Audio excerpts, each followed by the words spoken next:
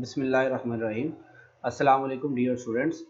MTH 603 lecture number 15 eigen value problems, ये हमारा topic है और इसमें हमारे पास दो मेथड आ रहे हैं।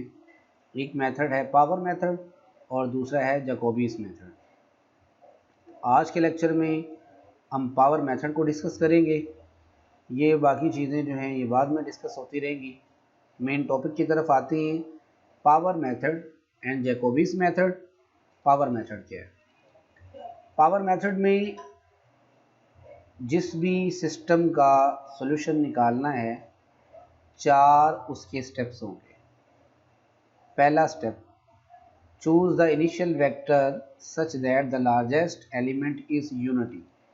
कह रहा जी, सबसे पहला स्टेप है कि आप इनिशियल वेक्टर चूज करेंगे और सबसे बड़ा एलिमेंट जो है ना वो एक होना चाहिए। अगर आपको इनिशियल वेक्टर नहीं दिया गया तो आप 1 1 1 लगाएंगे। अगर आपको दिया गया है तो फिर 100 बिस्मिल्लाह वही लगा के सॉल्व करेंगे एक का। स्टेप नंबर 2 में क्या करेंगे? Normalise the vector. ठीक है, कैसे करेंगे? उसको मैट्रिक्स ए जो दी होगी उससे मल्टीप्लाई करके। तीसरे स्टेप में क्या करेंगे? मल्टीप्लिकेशन के बाद जो हमारे पास रिजल्टेंट वेक्टर आएगा, रिजल्ट आएगा, उसको हम दोबारा नॉर्मलाइज करेंगे। आगे देखते हैं नॉर्मलाइजेशन क्या होती है। स्टेप नंबर 4 जो है, हम इस प्रोसेस को ऐसे ही रिपीट करते जाएंगे हत्ता कि हमारी रिक्वायर्ड एक्यूरेसी जो है वो हासिल हो जाए। ठीक है, ये चार स्टेप्स हैं। इक्वेशन अपनी एग्जाम्पल की तरफ आते हैं और यही चार स्टेप्स जो हैं ये बारी बारी हम देख लेते हैं। ठीक हो गया? ये है जी हमारे पास example. Find the eigen value of the largest modulus and the associated eigen vector of the matrix by power method. चलें जी, ये है जी हमारे पास ए।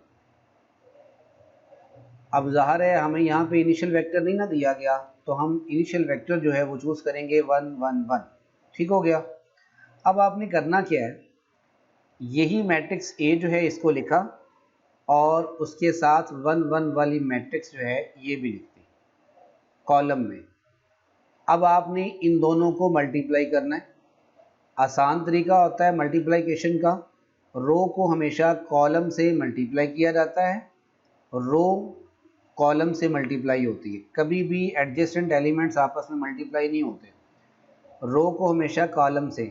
और शायद आप लोगों को याद हो, कुछ लोग ऐसे हैं जिनके एरियाज़ में अभी भी चल रही हो आरसी कोला। आरसी की बोतल जब हम छोटे थे, कभी लाहौर में आरसी की बोतल चलती थी। जैसे यहाँ पे अब पेप्सी, 7 अप, कोका कोला वगैरह चल रही है, तो वो कोका कोला वाला पानी होता था ब्लैक सा, आरसी कोला। अगर आप आरसी कोला को याद रखेंगे तो आपको मल्टीप्लिकेशन मैट्रिसेस की कभी नहीं भूल सकती। आर स्टैंड्स फॉर रो और सी स्टैंड्स फॉर कॉलम। तो आरसी का मतलब है हमेशा पहले रो और फिर कॉलम। रो हमेशा कॉलम से मल्टीप्लाई होगी। देख ले इसमें भी ये है रो, फर्स्ट रो जो है हमारी है 2 3 2 और कॉलम है 1 1 1। पहला नंबर पहले से ज़रब होता है, दूसरे वाला दूसरे से और तीसरे वाला तीसरे से, और दरमियान में इनकी अलामत आती है प्लस की। 2 को 1 से मल्टीप्लाई करें 2, 2 को 3 से 3 को 1 से मल्टीप्लाई करें 3, 2 जमा 3, फिर 2 मल्टीप्लाई बाई 1 2, 2 जमा 3 जमा 2, 2 3 5 और 2 कितने हो गए? 7। ये देखिए 7 लिखा हुआ। अब इसी तरह सेकंड रो को इस फर्स्ट कॉलम से मल्टीप्लाई करते हैं। 4 को 1 से मल्टीप्लाई किया 4, 3 को और 5 को, और यहाँ दोनों तीनों को जमा कर दिया। 4 जमा 3 जमा 5, ये कितने हो गए? 7 5 12। इसी तरह ये थर्ड रो जो है इसको कॉलम से मल्टीप्लाई किया।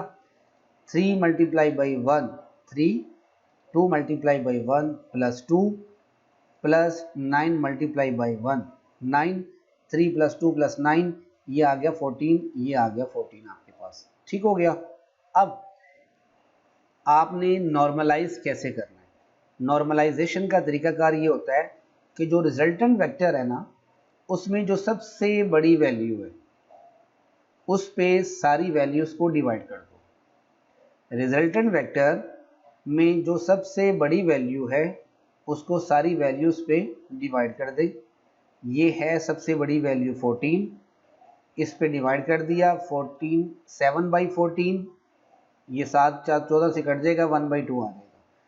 12/14 6/7 आ जाएगा, 14/14 1 आ जाएगा। ठीक है जी, और ये आ गया आपके पास बाहर 14। अब देखिए जी, और ये सारा जो है ये किसके इक्वल है, Q1V के इक्वल। अब फर्स्ट इटरेशन पूरी हो गई।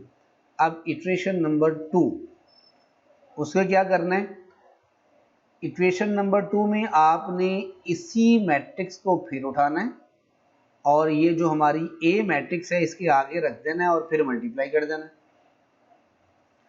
जैसे पहले ऊपर किया था मल्टीप्लाई, वैसे ही इसको मल्टीप्लाई कर देना। 2 1/2 से, 3 6/7 से, और इसी तरह 2 1 से मल्टीप्लाई हो जाएगा, आपस में सारे प्लस होंगे तो ये आ जाएगा 39/7। उसके बाद ये सेकंड रो जो है इन सब से मल्टीप्लाई होगी तो ये आ जाएगा 67/7। इसी तरह जनाब 3 2 9 मल्टीप्लाई बाई 1/2 6/7 1, दरमियान में सबके प्लस, हल करेंगे तो ये आ जाएगा 171/14।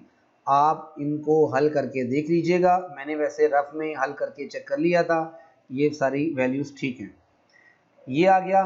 अब इनमें से सबसे बड़ी वैल्यू कौन सी है, ठीक है, जो भी सबसे बड़ी वैल्यू होगी उस पे हम इन सब को डिवाइड कर देंगे। बेहतर तरीका तो आपका ये है कि ऐसे आप चेक कर लें सबसे बड़ी वैल्यू कौन सी है।